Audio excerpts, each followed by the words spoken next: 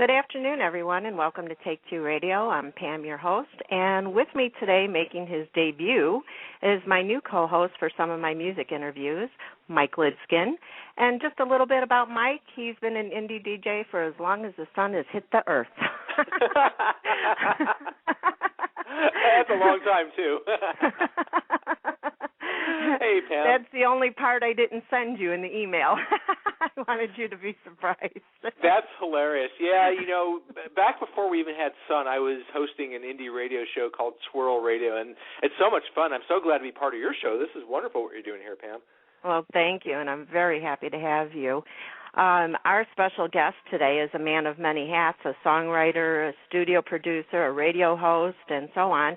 He's worked with, interviewed, or just hung out with the top people in the entertainment industry.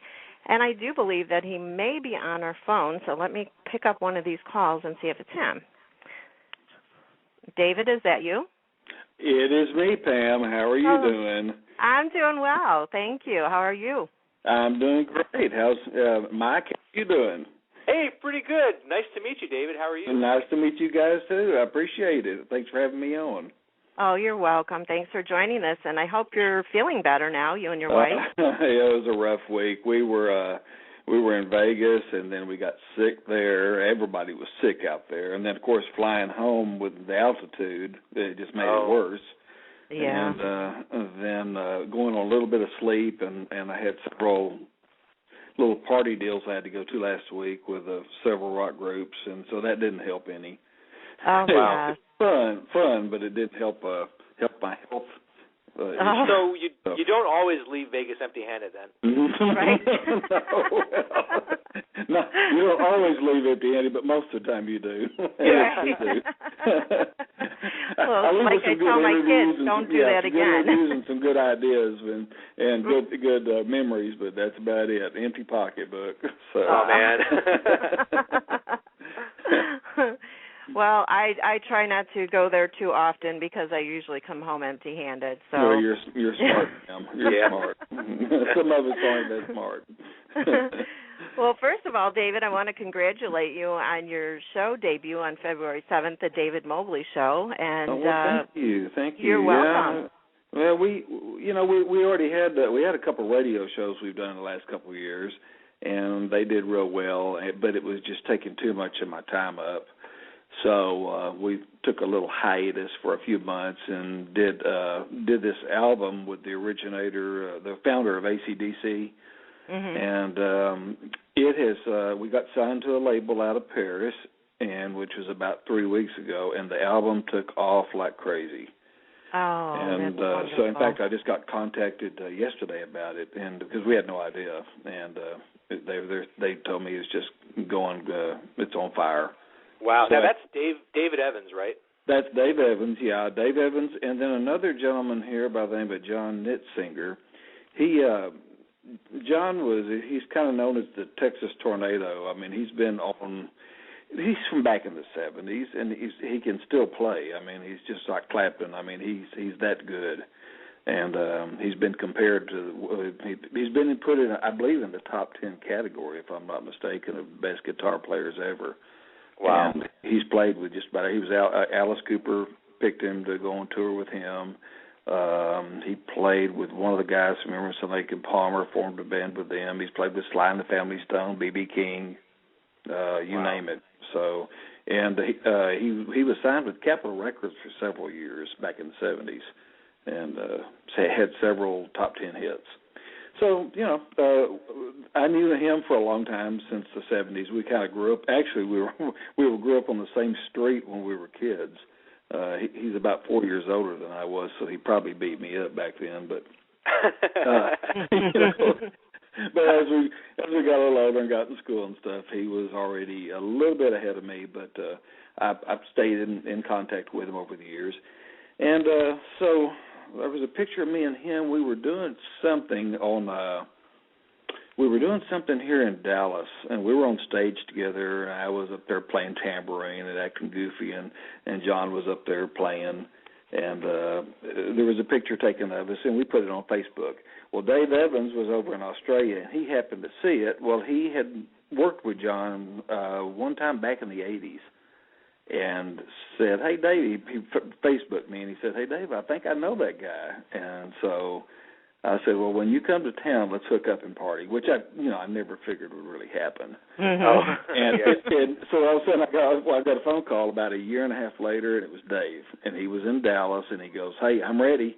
And I'm like, "Wow, oh my gosh, geez, that's right out of left field. So we hooked up, went down to downtown Fort Worth, and in 5 minutes we had made a deal and put this album together, and boom. It got signed the first week we put it out. Fantastic. Now, what's the album called? It's called Revenge. Revenge. Nice, nice. What's the overall sound of the album? Fantastic. It's just I'm going to say it's more rock than it is blues, but let's just kind of call it rock blues. How's that? Rock and blues.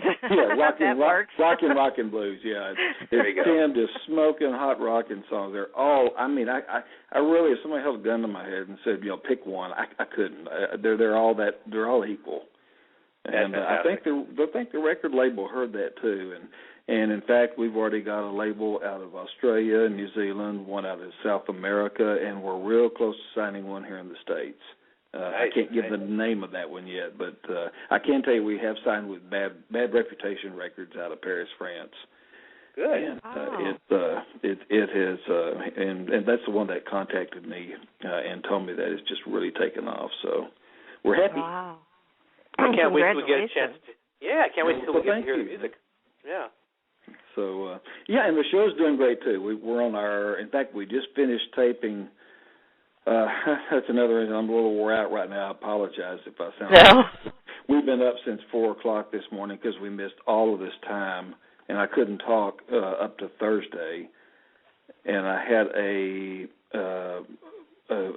party deal to go to with the guys from Yes, which I've known for years. Wow. Are y'all old enough to remember Yes? Oh, yeah. Yeah, as a matter of fact, I met them one time in a bar. Oh, wow. Well, we might as well have been in a bar the other night. They played in Dallas, and we all hooked up backstage afterwards and was up till like 2:00 in the morning, acting silly, and had a couple drinks, Well, yeah, a few. But we had a good time. We had a real good time, and and yesterday we were prepping the show. Then we started recording this morning. We just absolutely finished the show number 3 about an hour and a half ago. So your shows are pre-taped?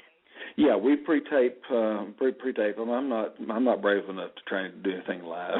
there's too much can go on. I did try it one time when I first got back. We had a gig up in Sacramento that I went to with I don't know if it's David Johansen from New York Dolls and Mickey Thomas. Buster Poindexter. Yeah, Buster Poindexter. Yeah, him and Mickey Thomas from Jefferson Starship and Todd Rundgren and some of the guys from the Tubes and the Cars. And all that. I missed that show. I'm right here in Sacramento, and I missed it. Mike is out there. Oh, well, this was 2 years ago, January. Oh, so I was busy that day, apparently. This was a 3-day orgy. I mean, orgy may be the wrong word. I don't know if I'm still allowed to say that, but a festival. It was a festival, yes. It was wild. It was absolutely crazy. We were on stage every night, just up there banging away, playing everything we could think of, and probably sounded like crap, but it sounded good to us because again. Been drinking. And I'm sure the people didn't care what you were playing. It's just all these famous people up there, Yeah, it was amazing. It was amazing. We would just show up at a club or at a small little venue and just get up there and start playing either Run songs or Starships, or even we played Beatles. I mean, we just played anything. All of a sudden, people would just start piling in. And all of a sudden I would look at, and there was one place we played at that had a river running by it, had windows going down both sides of this club we were in. And 1 minute there was nobody, and the next minute the whole place was full, it was jam-packed, and there were people, looking, had their hands, shielding themselves over their eyes and looking through the windows down all the way. And I was like, oh my gosh, this is crazy. we're just a bunch of lunatics up here playing. That's but one of the apparently things they got a kick out of it. I think it was because we was making idiots out of ourselves more than we were sounding good. But you put it that way, but one of the things that's sometimes missing from rock and roll is spontaneity, and it sounds like you definitely had the spontaneity going. We did. We went to a sandwich shop one day, and Rundgren he just all of a sudden got up in the middle of the meal, grabbed a acoustic guitar, and sat down in front of all these people, and whether they knew him or not, and a lot of them did. They were a little older, and he just started playing, and they were like, "What in the heck?" And he just started playing, song after song. He played about 5 or 6 songs, and then went back downstairs and ate a sandwich. So, very spontaneous, very spontaneous. Well, I definitely live in the wrong place or go to the wrong clubs when I used to go out because I never ran across that.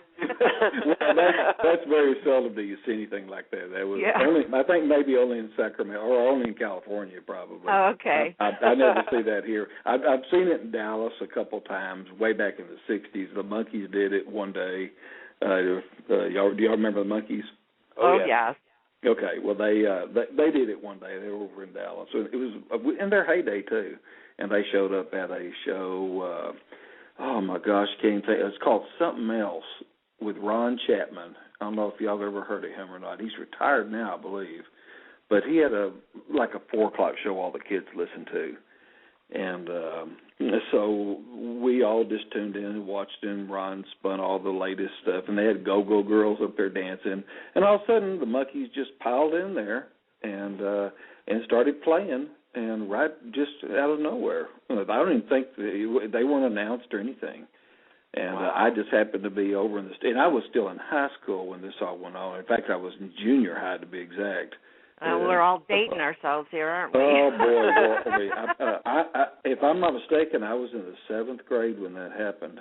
And I happened to be over there because I knew the brother of one of the Go-Go Girls that danced on it. And we skipped school that day. and just happened to be over there. And they piled in. So that's how I got to meet the Monkees. So it was the only time I got to meet them, in fact. They're one of the most consistently fun bands out there. They were always just a lot of fun, and it's funny because they were put together as a bunch of actors. People didn't expect much, but they really turned out to be really good musicians and a lot of longevity too. There was I think 1 or 2 that was seasoned. Mike Nesmith, which is here from Dallas originally, and his mom is the one that invented, if I'm not mistaken, Whiteout. Yes, I've heard that. Yeah, and so he had it made. He didn't even have to be a monkey. But anyway, and Stephen Stills from Dallas, he had tried out, and he got turned down.